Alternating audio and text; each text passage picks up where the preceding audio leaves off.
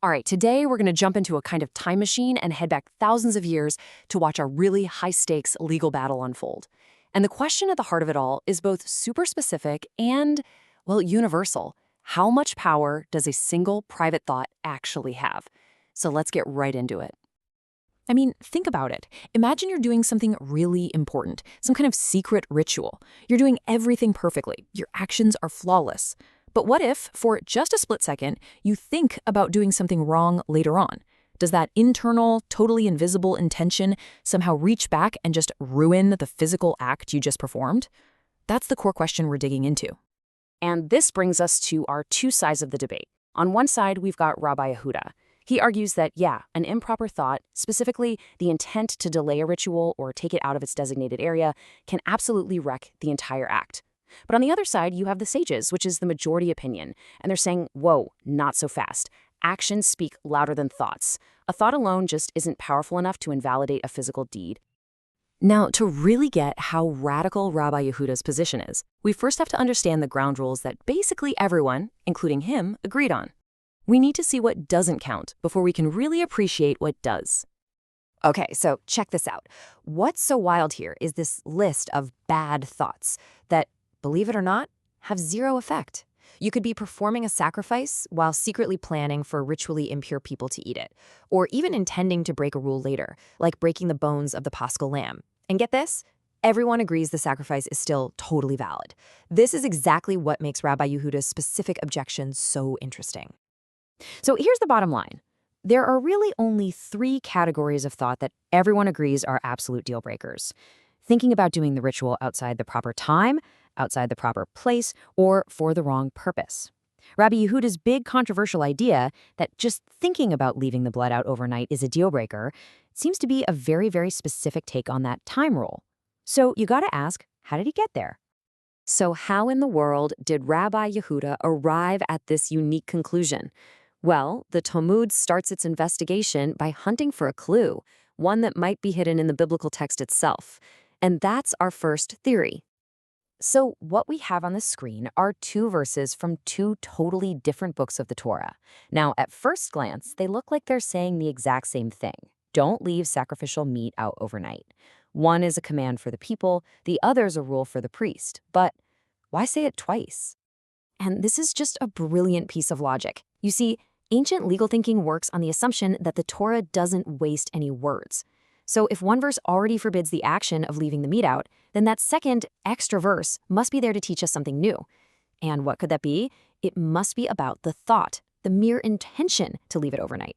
It's actually a pretty convincing argument based on the text. But here's where this first theory hits a major snag. Remember, Rabbi Yehuda's rule had two parts, leaving things overnight and taking them outside the designated area. These verses, they only talk about time, not place. So this biblical clue, as good as it is, can't be the whole story. The investigation has to keep going. Okay, so the clue in the text doesn't quite get us all the way there. And that brings us to a second and maybe even more powerful theory. What if Rabbi Yehuda's reasoning wasn't based on some subtle hint in a verse, but on pure, straightforward logic? And here we have Rabbi Yehuda's argument in his own words, and it's just a masterclass in logical consistency. He basically says to the sages, look, we all agree that if someone actually leaves the blood overnight, the sacrifice is ruined, right? And they agree. Well, then he says, it just follows that if he intends to do the thing that would ruin it, then the intention itself must also ruin it. It's a simple, powerful equation. The disqualifying action is equal to the intent to do it. But this is the million-dollar question, isn't it? If Rabbi Yehuda's whole principle is intent equals action, then why doesn't he apply it across the board? Why does he agree with the sages that just intending to break the bones of the Paschal lamb is perfectly fine? I mean, if his logic is so solid, it should apply to everything. There has to be more going on here. And this is where the analysis gets truly amazing. The Talmud shows that Rabbi Yehuda's logic isn't some blunt hammer. It's more like a precision scalpel, and it's applied with incredible nuance. Let's see how his logic holds up when it's put to the test. So, first test case, what if the person doing the sacrifice intends for someone who is ritually impure to eat it later, which is forbidden? Now, according to the simple intent equals action rule, that thought should invalidate the whole thing. But Rabbi Yehuda agrees that it doesn't. Why not? It's because the principle only applies to things that the person has direct and total control over. The person doing the ritual can decide all by himself to leave the blood overnight, but he can't force someone else to eat something. Since actually carrying out that thought depends on another person's free will, the thought itself just doesn't have the power to ruin the act. Okay, on to the second test case. Breaking the bones of the Paschal lamb is also forbidden, and this action is something the person can control. So why doesn't the intent to do it invalidate the sacrifice? And here's the second layer of nuance. The logical principle only applies to an intention that would mess up the fundamental ritual itself. The absolute core of the sacrifice is done and dusted when the blood is properly handled at the altar. Breaking the bones is a separate no-no that happens after the sacrifice is already ritually complete and accepted. So the intent to do that later doesn't have the retroactive power to cancel out the main event. Now, of course, the Talmudic text goes even deeper than this. It drills down into arguments about different parts of the altar, where exactly blood can be placed, and all these competing legal ideas. But for our purposes, we've really uncovered the two main logical exceptions that turn Rabbi Yehuda's simple-sounding principle into this really sophisticated legal framework.